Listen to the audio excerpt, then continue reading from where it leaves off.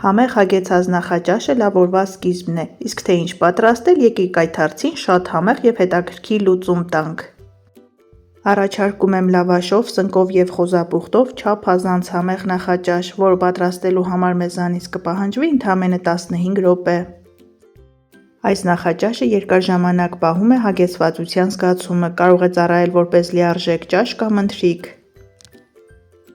Պատրաստման համար մեզ անհրաժեշտ է տապակի չափով կտրված 2 շերտ լավաշ, սունկ, ձու, մի փոքր փունջ սամիտ, խոզապուխտ, 1 լոլիկ և պանիր։ Շերտատում ենք սունկը, խոզապուխտը, որպեսզի հեշտ լինի տապակելու համար, և 1 լոլիկ։ Թարմության նոտաներ հաղորդելու համար մանրացնում ենք մի փոքր փունջ սամիտ, կարելի է օգտագործել ինչպես համեմ, այնպես էլ ազատ քեղ կամ համատեղել բոլորը միասին։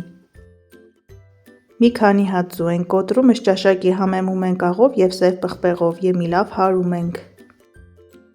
Բարեկամներ, այս բաղադրատոմսը նախատեսված է 4 հոգու համար։ Թավան շատ լավ տաքացնում ենք, ավելացնում ենք խոզապուխտը, տապակում ենք 3-ից 4 րոպե, այնքան որ ամբողջ յուղը դուրս գա և ստանանք խրխրթան կտորներ։ Այլևս կարագ կամ բուսայուղ չենք ավելացնելու, արձակած յուղը լրիվ բավարար է։ Խոզապուխտը հանելուց հետո ավելացնում ենք մանրացրած սունկը, տապակում ենք 5-ից 7 րոպե, սկզբնական փուլումաղ և սև պղպեղ չենք ավելացնում, որպեսզի սունկը տապակվի, այլ ոչ թե շոգեխաշվի։ Արդեն իսկ շատ անուշ է բուրում, իսկ թե որքան համեղ է ստացվում, կիմանաք երբ պատրաստեք ինքներդ։ Երբ սունկը գեղեցիկ կարմրել է, ավելացնում ենք աղ, պղպեղ, լցնում ենք հարած հավկիթները, ավելացնում ենք մանրացրած սամիթը, վերջում դնում ենք լավաշի շերտը։